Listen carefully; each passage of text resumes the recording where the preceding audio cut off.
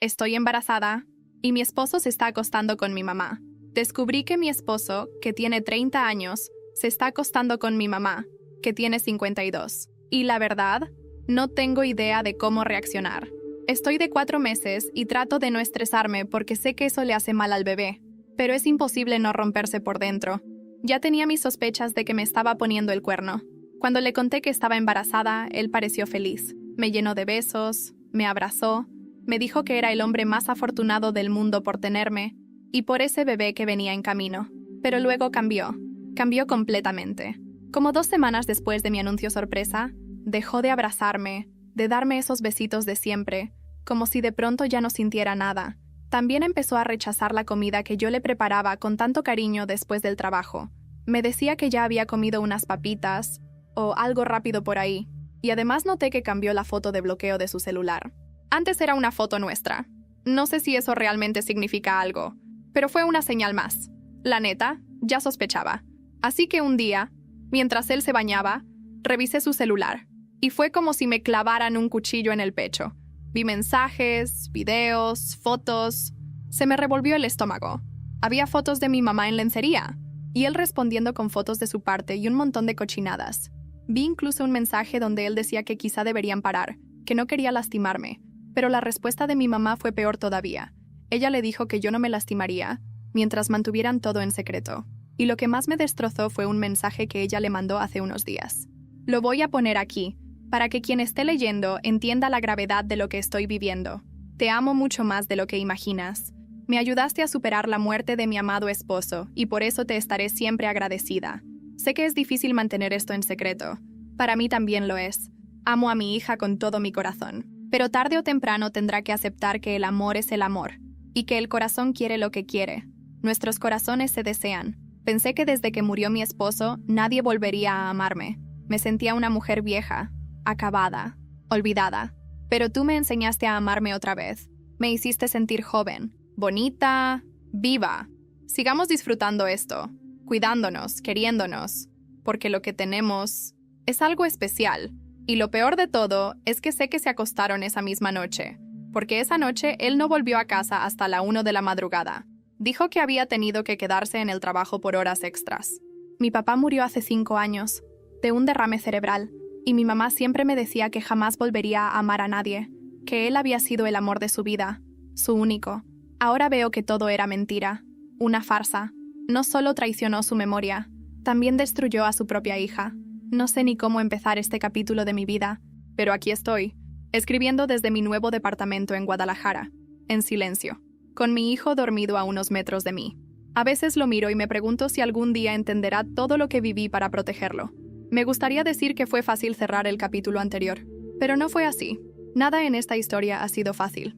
Después de aquella reunión donde enfrenté a mi madre y a mi esposo, mi ex esposo, debería decir, pensé que me sentiría liberada, que esa escena sería mi clímax, mi catarsis, pero no.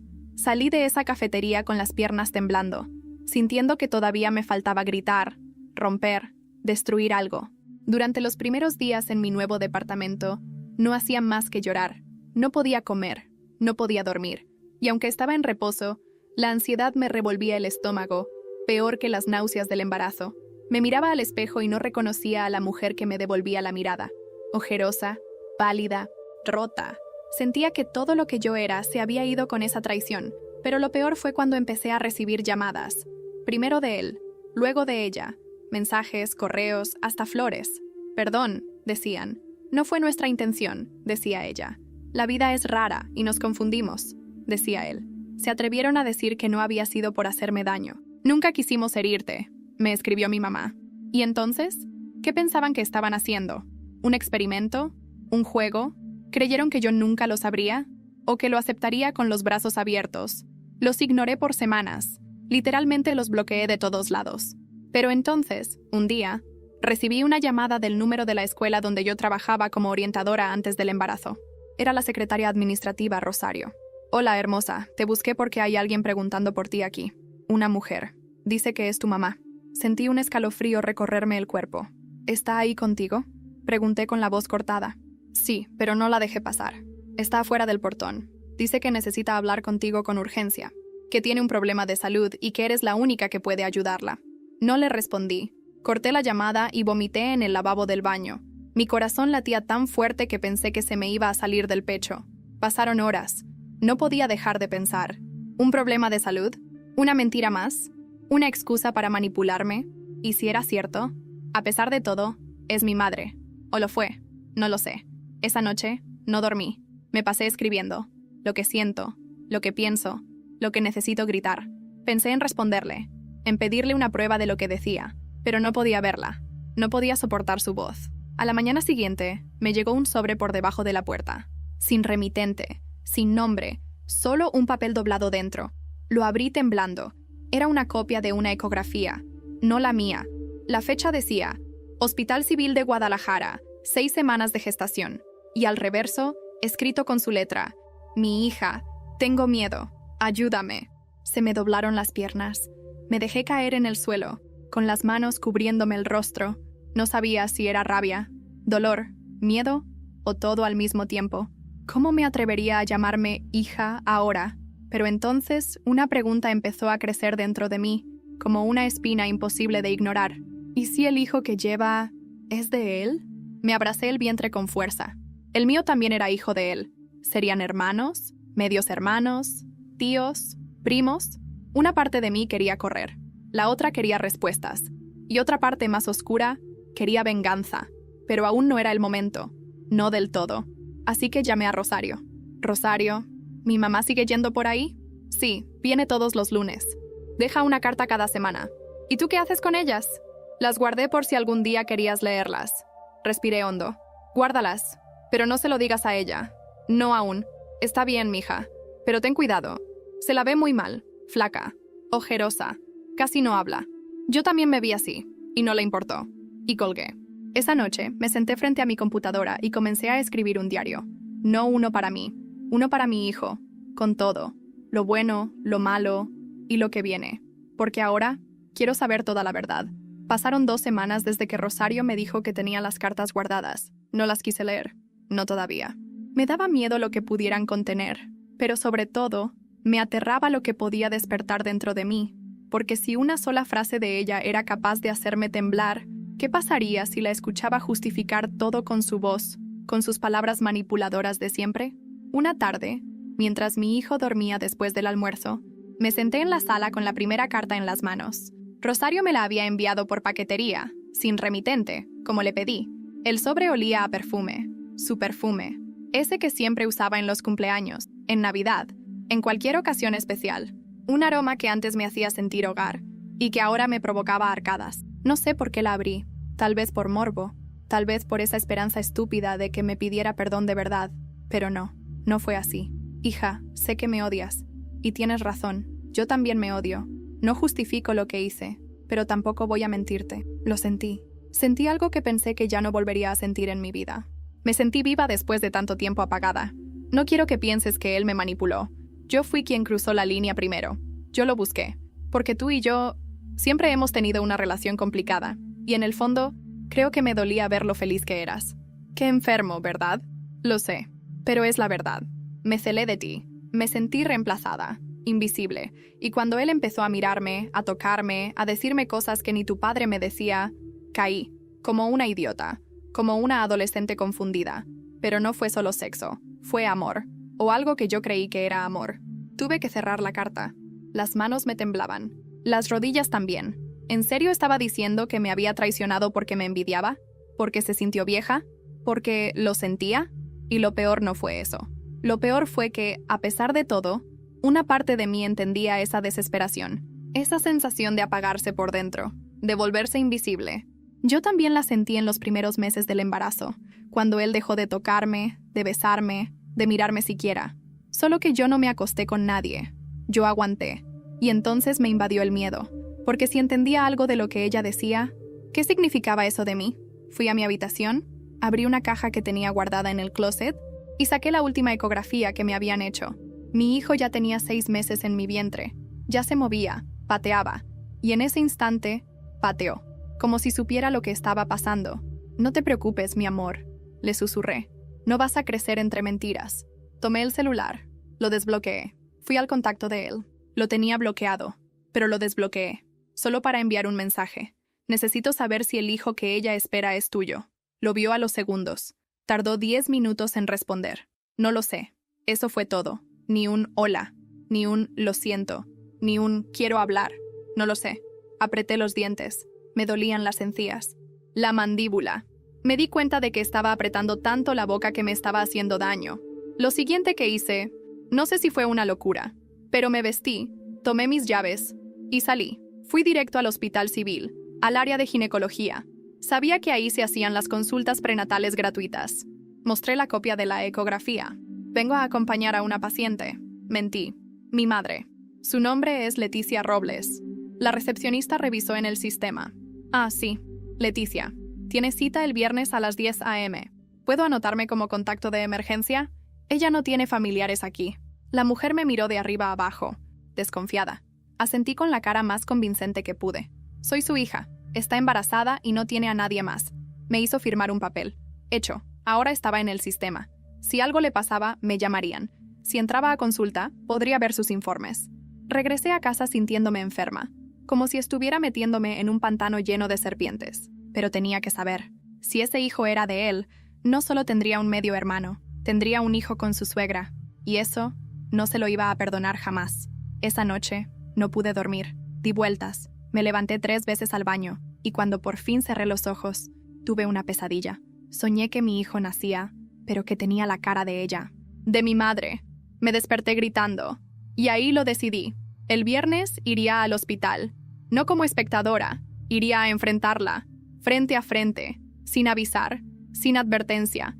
Iba a mirarla a los ojos y le iba a preguntar, ¿ese hijo es de él o no? El viernes llegó más rápido de lo que imaginé. Toda la semana estuve ensayando lo que iba a decir, pero cada vez que me miraba al espejo y practicaba alguna frase, terminaba llorando o quedándome en blanco. Me di cuenta de que no había forma de preparar el alma para ver a alguien que te destruyó desde lo más profundo y que encima sigue viviendo como si nada. Me levanté temprano. Dejé todo listo para el niño con la vecina, doña Carmen, que ya se había encariñado con él desde que nos mudamos. Le dije que tenía que ir a una consulta médica, pero no di más detalles. ¿Cómo decirle a alguien que vas al hospital a enfrentar a tu madre embarazada del padre de tu hijo? Tomé un taxi. Llevaba las manos sudadas, la respiración entrecortada. Me repetía una y otra vez. No llores, no grites, no la toques, mantén la calma. Llegué al hospital civil a las 9:40. Me senté frente al consultorio donde tenía cita.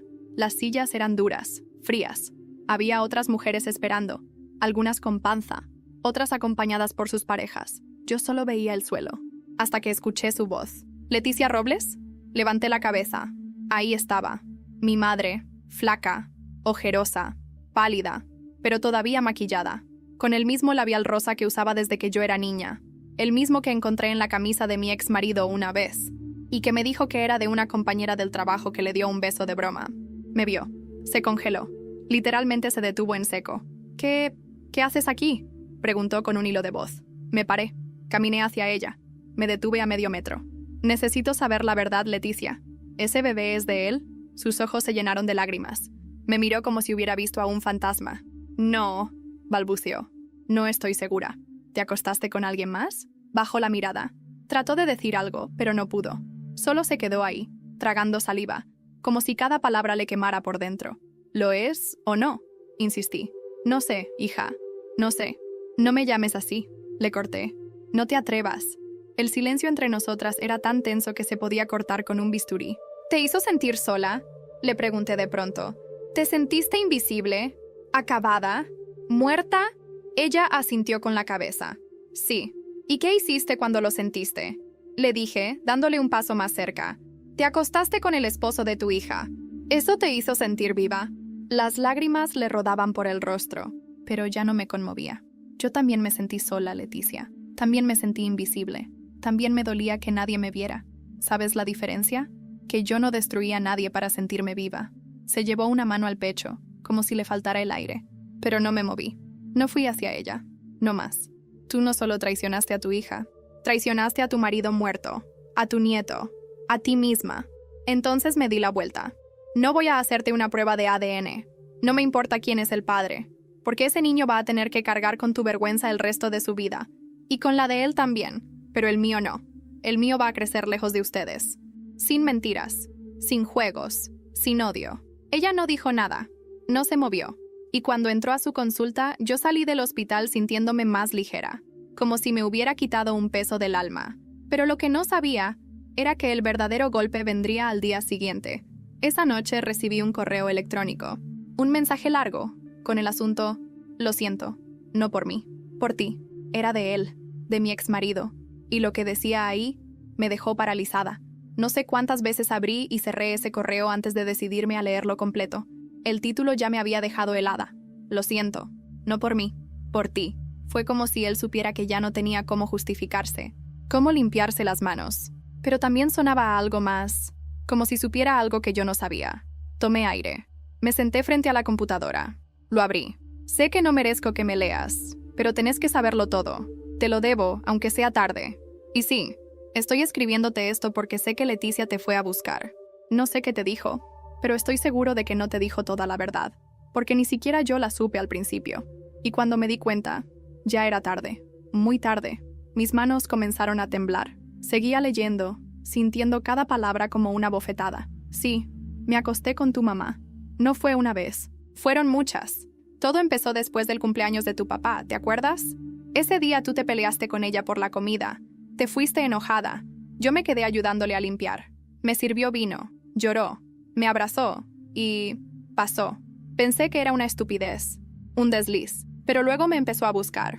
Me mandaba mensajes, fotos, se volvía más insistente. Y sí, yo caí, por cobarde, por idiota, por débil. Mi corazón latía como si fuera a explotar. Pero eso no es lo que quiero contarte. Lo importante es lo que descubrí después. Cuando me dijo que estaba embarazada, yo me asusté. Le dije que no podía tenerlo, que no íbamos a hacerle eso a nuestro hijo, a ti, que debía abortar. Pero ella me dijo algo que me dejó congelado. Me dijo que no me preocupara, que el bebé no era mío, que era de otro. Tuve que parar de leer. Me tapé la boca. Sentí un frío en la espalda que me erizó hasta los huesos. Volví a la pantalla. Pensé que era una mentira para quitarme presión, pero un día me mostró una foto, una de esas que había impreso en una farmacia. En la parte de atrás había una nota escrita a mano, una firma, un nombre. Era el nombre de su ex jefe, de hace años.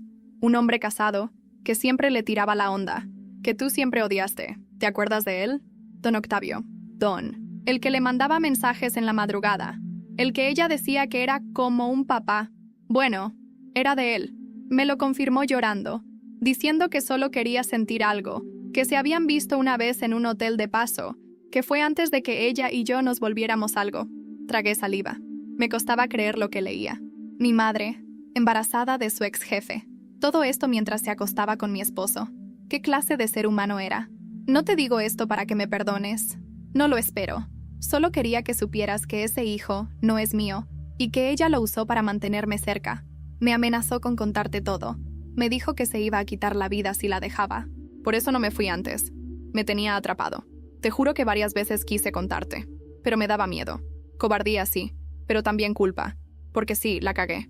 Feo. Pero ella jugó con los dos. Y con su propio hijo si es que lo tiene. Me quedé mirando la pantalla. No podía llorar, ni gritar. Estaba vacía. Solo pude pensar una cosa. ¿Y si todo fue manipulación desde el principio? Le respondí con 2 líneas.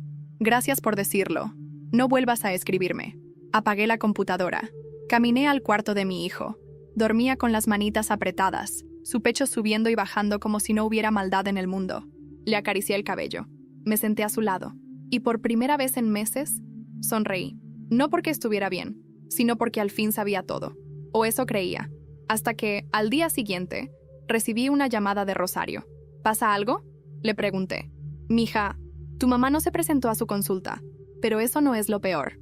Acaba de llegar una ambulancia a la dirección que ella puso como domicilio, un hotel de paso. Dicen que intentó cortarse las venas. Sentí que me quitaban el aire. ¿Está viva? Sí, pero apenas. Está en urgencias. Corté. Me quedé paralizada. Leticia intentó quitarse la vida. No recuerdo cómo llegué al hospital. Solo sé que ya estaba ahí, parada frente a la sala de urgencias del Hospital General de Occidente, con las manos heladas y el corazón a punto de reventar. Una enfermera me miró con desconfianza. ¿Es usted familiar de Leticia Robles? Asentí con la cabeza. No pude decir, soy su hija. Me dolía pronunciar esas palabras.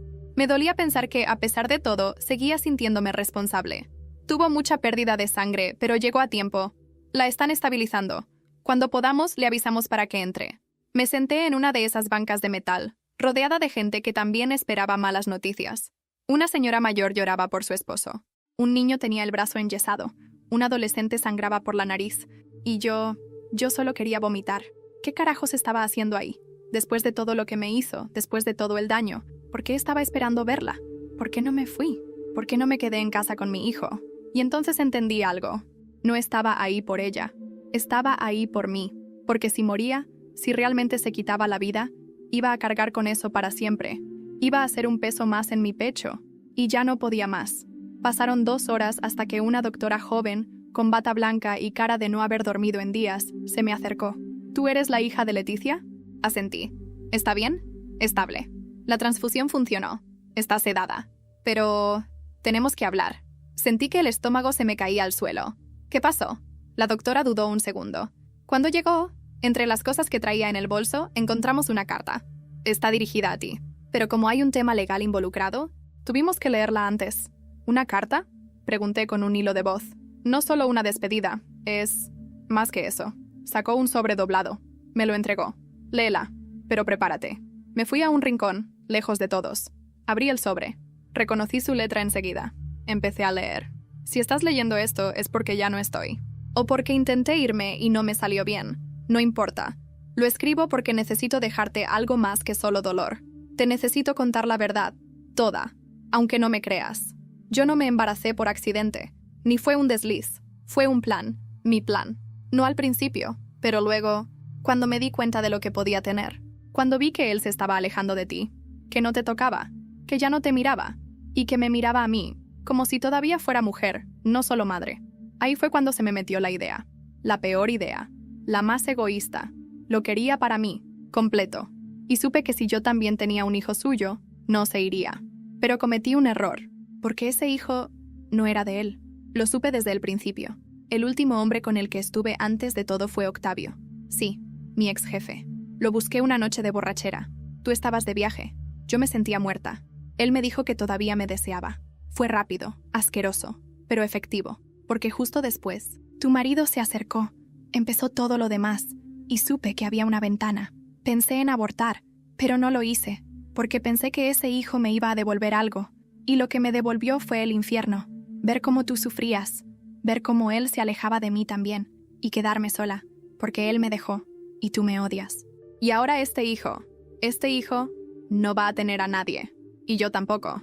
No quiero que me perdones. Solo quiero que entiendas que el vacío que cargué toda mi vida se convirtió en un pozo. Y yo me tiré dentro. Me quedé leyendo esa última línea una y otra vez. Yo me tiré dentro. Quise gritar. Quise romper algo. Quise sacarme esa mujer de las venas, del apellido, del cuerpo. Pero no pude, porque el daño ya estaba hecho. Porque esa historia vivía en mí, lo quisiera o no. Guardé la carta. Fui a la sala y pedí entrar a verla.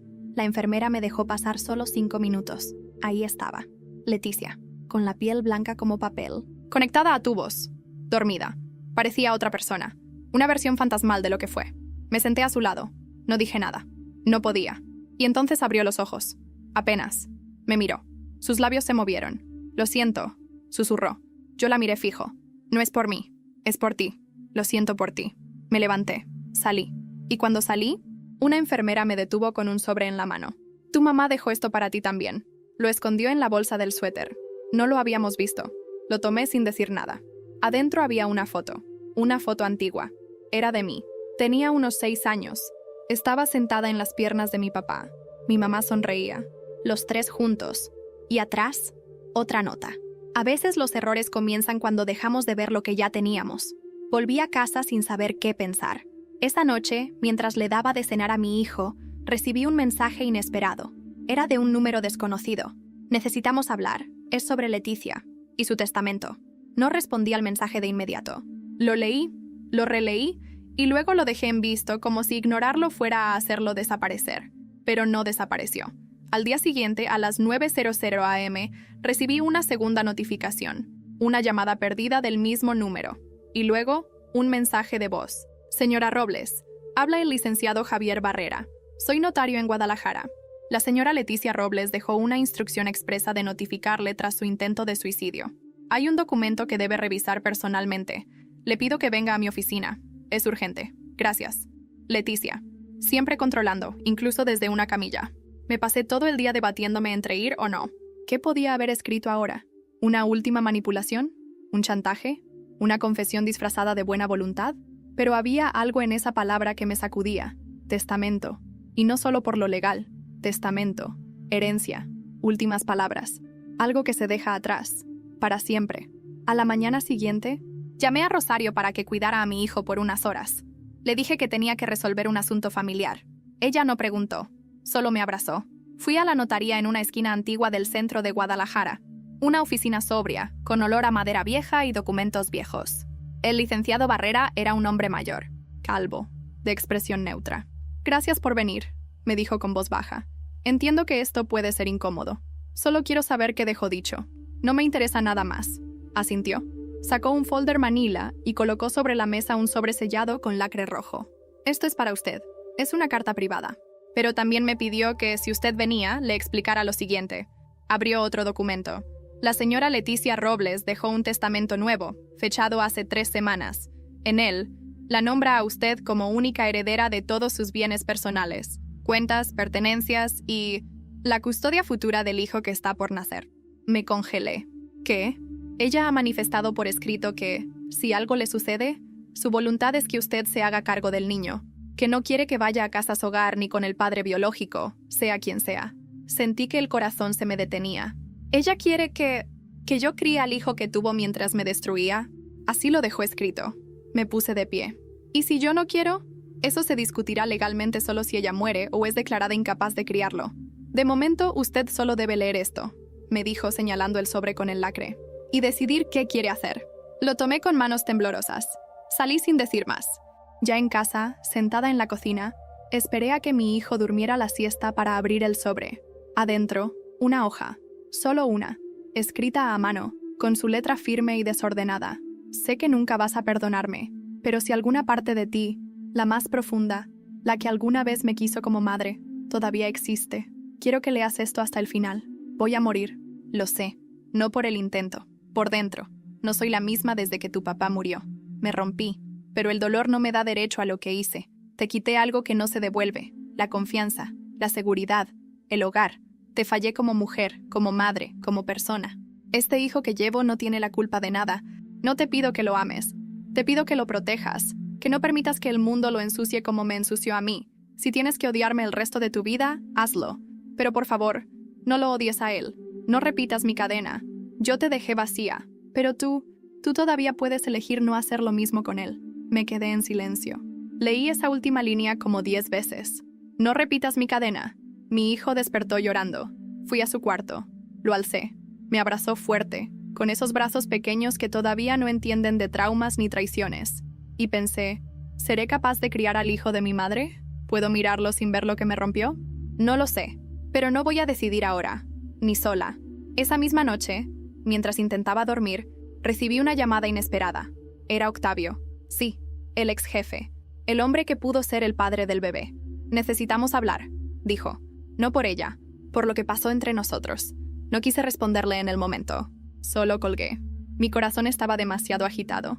Octavio, ¿qué quería ahora? ¿Decirme que había sido un error? ¿Pedir disculpas? ¿Negarlo? ¿Decirme que no era su hijo? ¿Que era de alguien más? Ya no sabía qué esperar de nadie. Pero no pasaron ni 20 minutos cuando volvió a llamar. Y esta vez, respondí. No por él, por mí.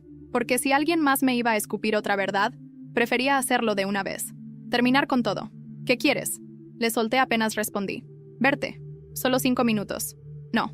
Habla ahora. Hubo un silencio al otro lado de la línea. Escuché cómo tragaba saliva.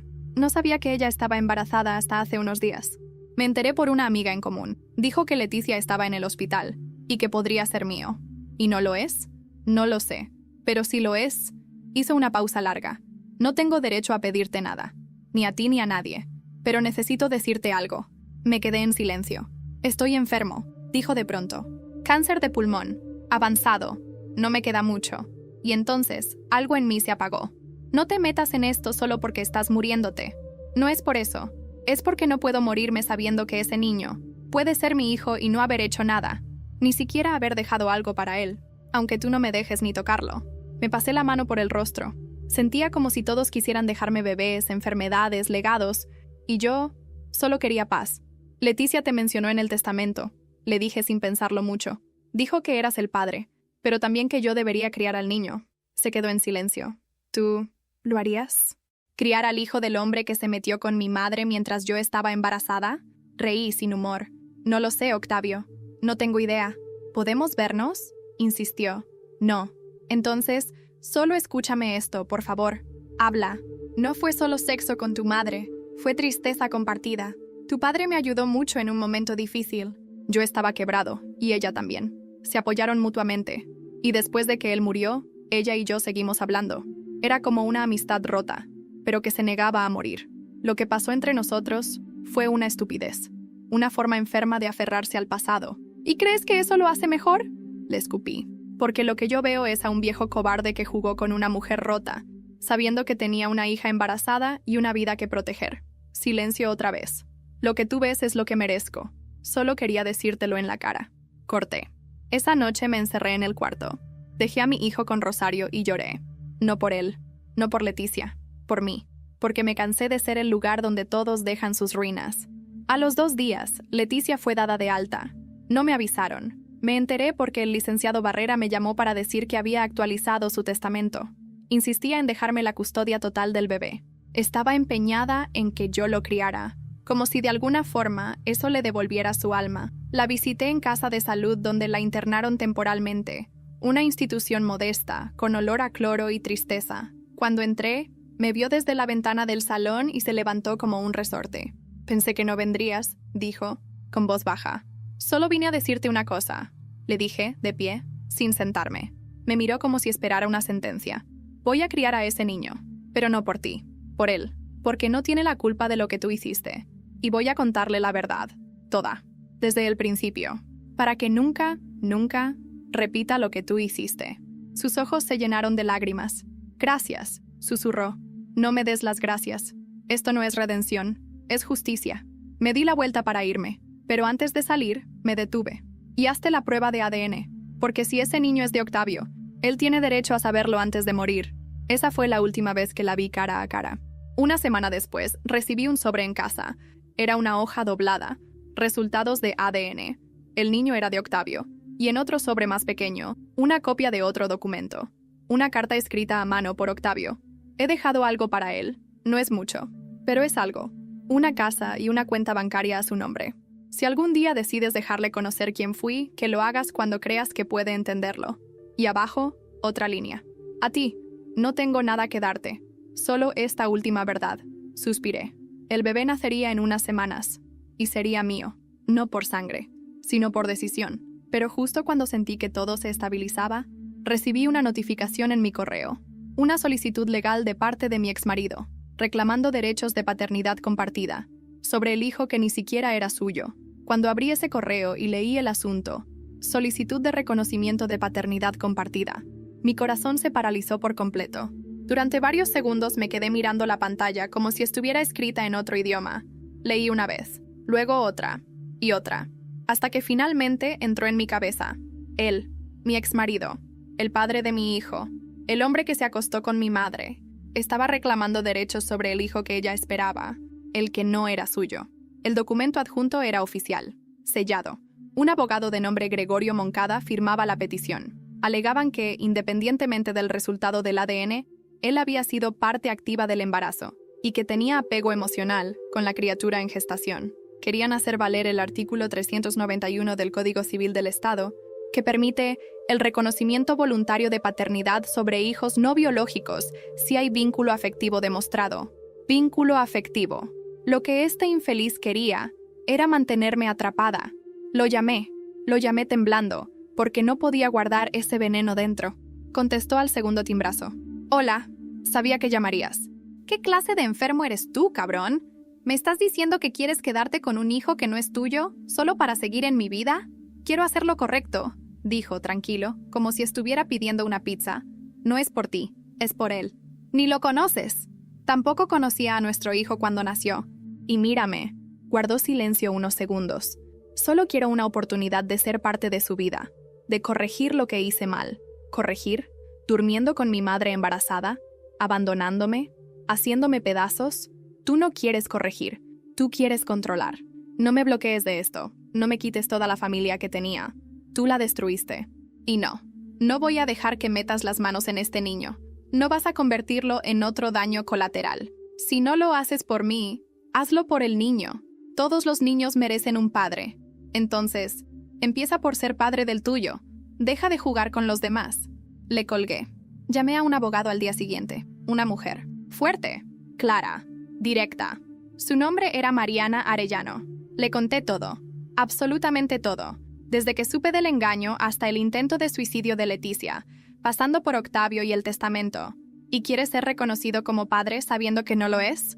Preguntó sin pestañear. Sí. Dice que estuvo emocionalmente involucrado. Mariana cerró la carpeta con firmeza. Vamos a frenarlo. Él no tiene derecho legal si no hay ADN. Y con el testamento de Leticia, tú tienes preferencia como tutora. Vamos a aplastar esa demanda. Suspiré. Me sentí protegida por primera vez en meses. No sola. Mariana no se equivocaba.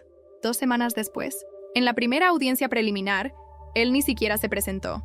Solo su abogado. Y lo que argumentó fue patético. Mi cliente quiere hacer lo correcto. Mariana contraatacó con el testamento, los resultados del ADN, mi custodia legal, y lo más poderoso de todo, una copia de los mensajes sexuales entre él y Leticia, públicos, impresos. En la sala, el juez levantó una ceja. ¿Y su cliente pretende tener autoridad moral para ser parte de la crianza de este niño? Dijo, en voz alta. Nadie respondió, porque no había forma de responder eso. La audiencia fue suspendida. Mariana me dijo que probablemente se archivarían los reclamos. ¿Y si él insiste? Pregunté. Podría intentar apelar, pero le estamos ganando por todos lados. Si lo hace, solo se va a enterrar más. Salí del juzgado con una mezcla de triunfo y cansancio. Me sentía como si hubiera peleado una guerra a puño limpio. Esa noche me acosté con mi hijo en brazos y pensé en el que estaba por venir. Ese bebé. El que ya no sería de ella, ni de él, ni de nadie. Sería mío. Porque lo decidí. Porque elegí no repetir la historia. Y justo cuando pensaba que al fin podía respirar, me llegó un mensaje por WhatsApp. Número desconocido. Era una foto. Un ultrasonido reciente. El pie de foto decía, se adelantó. Nació y Leticia no despertó. No supe cómo reaccionar. Vi la foto del ultrasonido como si fuera una escena de una película ajena. Mi cuerpo se congeló. La frase nació y Leticia no despertó daba vueltas en mi cabeza como un eco interminable. ¿Murió? ¿Leticia murió? Me quedé en la cama, inmóvil, con el teléfono en la mano. Mi hijo dormía a mi lado, y por un momento solo lo abracé con fuerza. Sentía su pecho subir y bajar, su calor, su vida, y me imaginé por un segundo ese otro cuerpo, el nuevo, recién nacido, que había llegado al mundo mientras su madre se apagaba en una camilla. Llamé al número que me mandó la foto. Era una enfermera del hospital. ¿Eres la hija de Leticia Robles?, preguntó con voz suave. Sí. ¿Qué pasó? Tu madre entró en labor de parto prematuro, a las 36 semanas. Fue todo muy rápido. La cesárea salió bien, pero ella no despertó. Un coágulo, una complicación. Lo sentimos mucho. El bebé vive, está en incubadora, pero necesita contacto materno. Necesita a alguien. Ella te dejó como contacto único. No hay nadie más. No lloré, no en ese momento. Colgué, me vestí. Llamé a Rosario para que se quedara con mi hijo. Y salí sin mirar atrás. Llegué al hospital con el corazón latiendo como una bomba de tiempo. Me pidieron identificación, firmé papeles y me llevaron al área de neonatología. Ahí, detrás de un vidrio, estaba él. Un bebé tan diminuto, tan frágil, conectado a cables y rodeado de máquinas que hacían sonidos que me partían el alma. ¿Puedo tocarlo?, pregunté. La enfermera asintió. Me ayudó a ponerme la bata, la mascarilla, todo el protocolo. Entré al cubículo y lo vi, tan parecido a ella, a Leticia. La forma de la nariz, la frente, la piel clara. Y también tenía algo de Octavio, aunque me dolía admitirlo. Le tomé la mano, tan chiquita, tan suave. Y en ese instante sentí una ola que no esperaba. No rabia, no tristeza, compasión. Ese niño no tenía la culpa de nada. No había pedido nacer. No conocía el pasado. No entendía de traiciones, ni de padres fallidos, ni de madres rotas. Solo quería vivir. Hola, pequeño, le susurré. mientras sentía el nudo en la garganta deshacerse. No sé qué soy todavía, pero voy a estar aquí. No voy a soltarte. Pasé horas ahí, hablándole, cantándole, dándole mi dedo para que lo apretara. Y él lo hizo, con fuerza, como si ya supiera que yo era lo único que tenía. Esa noche, firmé los documentos. Me convertí legalmente en su tutora. Nadie impugnó. Octavio no apareció. Ni su familia. Nadie. Días después me entregaron el cuerpo de Leticia para decidir qué hacer. No tenía nada. Todo lo que tenía me lo dejó a mí. Decidí enterrarla en el mismo panteón donde está mi papá. No porque se lo mereciera, sino porque quería cerrar el ciclo. Porque yo necesitaba terminar esta historia. Fue un entierro pequeño. Solo yo, el bebé, mi hijo y Rosario. No dije palabras bonitas. Solo dejé una flor sobre la lápida. Y susurré. Te fuiste llena de errores. Pero yo me quedo con las lecciones. Cuando salimos del cementerio, el sol empezaba a bajar. Mi hijo me tomó la mano. ¿Ya podemos ir a casa? ¿Mami? Lo miré. Lo abracé. Y por primera vez respondí con seguridad. Sí, a casa. Los tres. Esa noche, mientras los dos dormían en mi cama, mi hijo mayor abrazando a su hermano como si lo hubiera esperado toda su vida, me senté a escribir. Escribí todo. Desde el principio. Mi historia. Sus nombres. Las verdades. Las cicatrices. Las decisiones. Todo. Y decidí compartirla en un grupo de madres solteras en redes sociales. No por fama. No por venganza. Sino porque muchas, como yo, viven en silencio. Esa publicación se hizo viral en 3 días. Miles de mujeres escribiéndome, llorando conmigo, compartiendo sus propias historias, dándome fuerza, diciendo que no estoy sola, y supe que algo había cambiado para siempre. Pero todavía faltaba una última vuelta del destino. 3 semanas después, recibí una carta en el buzón de mi casa, sin remitente. Adentro, una foto. Octavio, sentado en una silla de ruedas, en un cuarto blanco, y una nota escrita a mano. ¿Puedo ver a mi hijo antes de morir? La carta me dejó sin palabras. La leí, la guardé, y no respondí durante días. ¿Qué se supone que debía hacer? ¿Llevar al niño con el hombre que lo engendró en una noche oscura de culpa y vacío? ¿Mostrarle la vida que no se atrevió a asumir hasta que le contaron que el tiempo se le acababa? Me debatí entre la rabia y la compasión. Pensé en lo fácil que hubiera sido decir no, tirar esa carta, fingir que nunca la vi, criar a ese niño como mío, sin más preguntas, sin más fantasmas. Pero luego lo miré, dormido, con ese gesto sereno que me rompía y me reconstruía al mismo tiempo, y me acordé de algo que me dijo mi papá cuando era niña. A veces la valentía no es pelear, es quedarse cuando todo el mundo se va. Así que fui. Ubicar a Octavio fue fácil. Estaba en un hospital privado, en la zona de Zapopan, en cuidados paliativos. Tenía metástasis ósea. No podía caminar, apenas comía, pero seguía lúcido y, según el médico, arrepentido. Llevé al bebé en brazos. No lo solté ni un segundo. Mi hijo mayor se quedó con Rosario.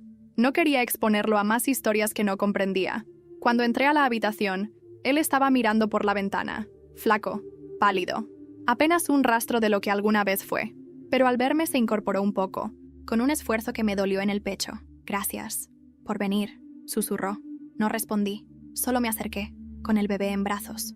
«No tengo mucho que decirte, Octavio. No vine por ti, vine por él, para que no crezca con vacíos como los que nos destruyeron a nosotros». Lloró, abiertamente, como un niño. «¿Cómo se llama?» «Aún no tiene nombre. Legalmente es mío. Estoy pensando en algo que no me recuerde a ninguno de ustedes». Él asintió. Lo miró como si lo viera desde el otro lado de la vida. «Es hermoso. Se parece a ella, pero también a ti. No sé cómo, pero lo vi. No se parece a mí. Se parece a lo que necesita». Hubo silencio. Largo. Duro. Y luego me pidió algo inesperado. «¿Puedo cargarlo?» «Un momento». Me quedé congelada. «No lo sé», dije con honestidad. Y en ese instante, el bebé abrió los ojos. Y me miró. Y luego miró a Octavio, como si lo supiera. Me acerqué. Lentamente, con el corazón latiendo como tambor, y se lo puse en los brazos. Octavio lloró en silencio, acariciándole la mejilla con una delicadeza que no esperaba de alguien tan roto. «Gracias por esto, aunque nunca lo vuelva a ver». «No lo harás», dije sin rencor. «Pero él sabrá que te enfrentaste a tus errores, que tuviste el valor de decir lo siento antes del final». Se lo quité suavemente, se lo llevé al pecho, y me di la vuelta. «¿Puedo pedirte algo?», dijo antes de que saliera. Me detuve, no giré. «Ponle un nombre que le permita empezar de cero». Y me fui. Nunca supe cuándo murió exactamente. No pregunté. No fui al funeral. No llevé flores, pero cuando mi hijo menor cumplió 1 año, lo registré legalmente como mío. Le puse por nombre Emiliano, un nombre que no me recordaba a nadie. Un nombre nuevo, limpio, valiente. Han pasado 3 años desde entonces.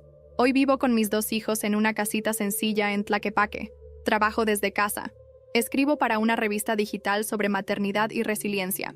Doy talleres a mujeres que han vivido traiciones, abandonos, abusos. Algunas me cuentan sus historias en voz baja. Otras lloran, pero todas se sienten vistas. Y yo también. Mi hijo mayor va a la escuela. Emiliano ya camina. Ya dice mamá. Ya me abraza con una fuerza que parece saber cuánto me reconstruyó su llegada. No me llama adoptiva. No sabe. Todavía no. Pero cuando llegue el día, se lo diré. Todo. Porque no quiero secretos. No más cadenas. Y sobre los demás... Bueno, Leticia fue enterrada junto a mi papá. En una tumba que no visito. No por odio, sino por paz. Octavio dejó una cuenta bancaria que nunca toqué. No quiero nada de él. Mi exmarido desapareció. Nunca volvió a contactar. Lo bloquearon en el juzgado. Lo despojaron legalmente de cualquier derecho. No lo hemos vuelto a ver. Ni falta que hace. Y yo no soy perfecta. Sigo teniendo días en que el pasado me persigue como un eco. Pero ahora tengo una respuesta. 2, de hecho. Una que se llama Emiliano. Y otra que me llama mamá. Cada vez que entra corriendo desde el patio con los pies llenos de tierra y los ojos llenos de luz. Yo elegí no repetir la historia. Y con eso, me basta.